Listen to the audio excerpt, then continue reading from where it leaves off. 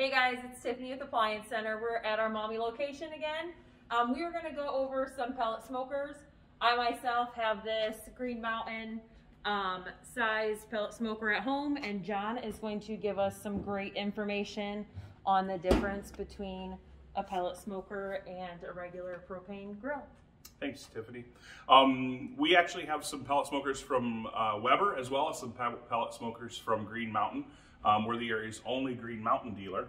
And so we've got the complete lineup for you to see here on those as well. But let's start with the Weber since we're right here. Tiffany mentioned that she has the middle size on the Green Mountain. I actually have the middle size on the Green Mountain, and I have the larger size on the Weber. So we're talking to you from a place of we use them every single day and we love them. So with the Weber, they came out with this a couple years ago. Admittedly, they had a couple of faults in the first generation of them. They actually have corrected all of those. And I'm really pleased to say that if you read anything online about the Weber pellet smokers and it's negative, take my word for it, they fixed it. Like I said, I have one, I use it, I've got it, and I mean, I just can't say enough about it. I really, really enjoy it. So they make two sizes. They're exactly the same except for just the cavity and the cook space that's in it. What you've got with the Weber pellet smokers, this is the EX4. The EX4 has the top shelf as well as the bottom shelf.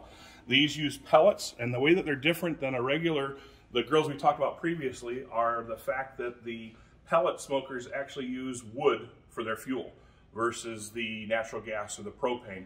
With the Weber grills, they go right in the back here. There's a hopper on both of the grills. You feed your pellets into there, they slide down, they go through here, and then they're fed down via a auger, and they drop down into the burn pot, and then that's where they're burned.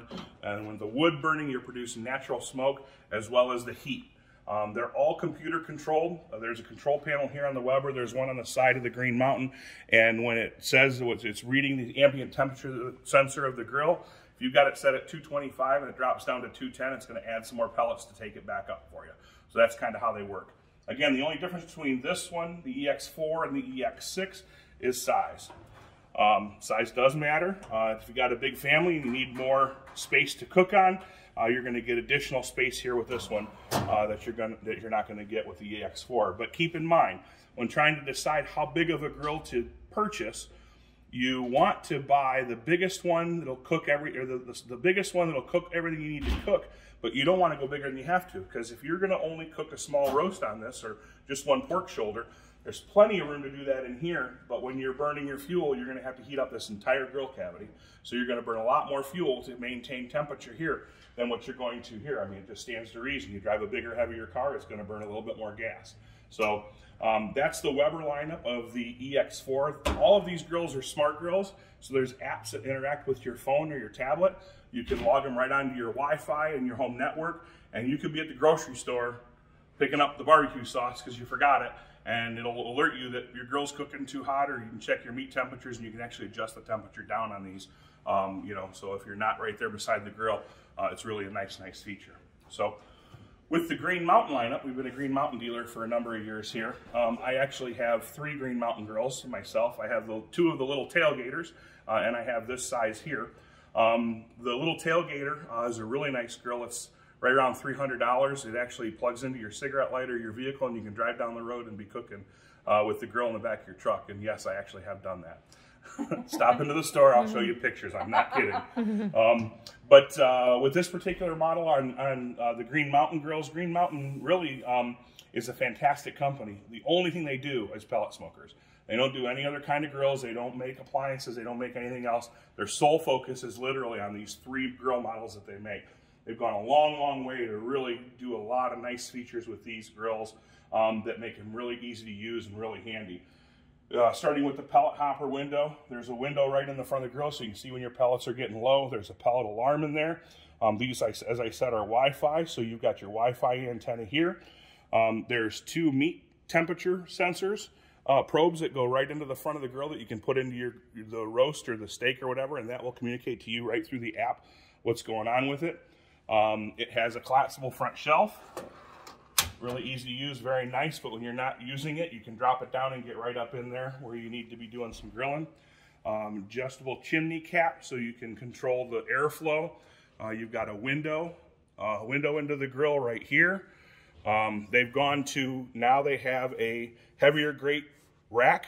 The wire racks were a little thinner on the older models. These are all heavier grate racks now. The solid grease shield that the grease runs down.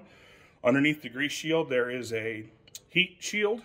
And another big step up feature that they changed with the new lineup is the heat rods that burn the pellets on all of the Green Mountain grills now is actually a ceramic rod. It's not a steel rod.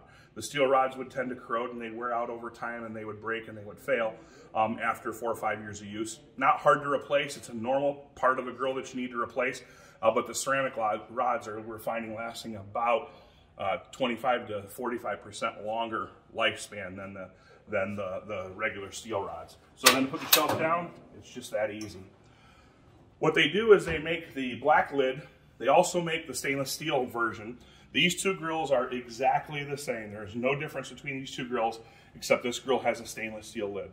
So if you've got a nice outdoor kitchen or something and you want to be able to show off the stainless steel appliances and whatnot, and the stainless steel is a better option for you from an aesthetic standpoint, no problem. Doesn't cook any different, doesn't operate any different, exact same grill except for a different lid. That's the only difference between the two. I mentioned there was 3. There's a tailgater. There's the middle size right here that Tiffany and I both have. And then they also make the big kahuna here. This is about 35% larger than the smaller one. Again, operates, cooks, everything's exactly the same, just like with the Weber pellet smokers. The only difference is that the cooking surface is bigger. We have accessories for that as well. I think we're going to come back and talk about accessories in a minute in our next segment. But we have accessories that are inner shelves that can step it up. You saw that the Weber came with a second shelf. Green Mountain provides just the bottom shelf, and there are lots of different options you can do for extra storage and extra cooking space. So that is the Green Mountain and Weber lineup of pellet smokers. Thank you, John. Yep.